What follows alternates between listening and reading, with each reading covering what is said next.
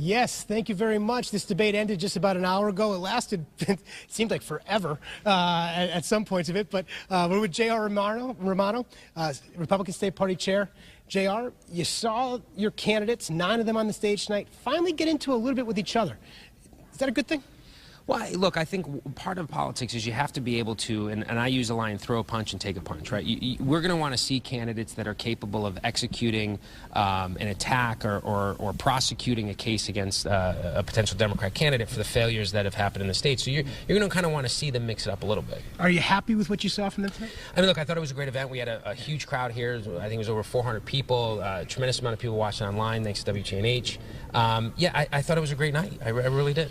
And Tom, what do you feel that it seemed to me that there was a lot of small ball going on tonight? Do you feel that your candidates were talking to your delegates, your primary voters, or the voters of the state of Connecticut, or is that too early? They'll have a chance to make that case a little bit later?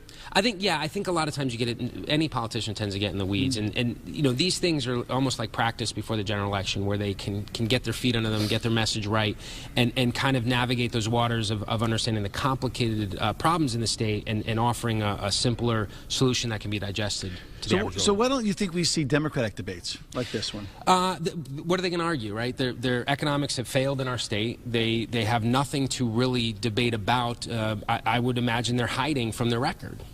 One of the things Tim Herbst brought up today was, insinuating that the legislature executive branch may have been covering up sexual harassment complaints. Do you think that this is this Me Too movement and what's been going on around the country, is the Republican Party here in Connecticut going to grab a hold of that? Well, look, what I think is very odd is that we know for a fact, federally at least, that there is a fund that has paid out settlements for sexual harassment, yet somehow they won't release the names of the senators and congressmen that have benefited from that fund.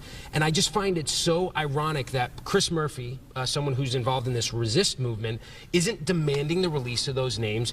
Dick Blumenthal's not demanding the release of those names. Elizabeth Esty isn't demanding those. So these are things that the general public need to understand, that this has gone on and it needs to end. JR, thank you very much. We'll be talking about that a lot as this goes on. We're also going to be on Facebook Live coming up in just the next few minutes. We'll be talking with JR a little bit more, and we'll be back at 11 o'clock. But for now, live in Hebron, George Colley, Tom Judgek, JR Romano, News 8.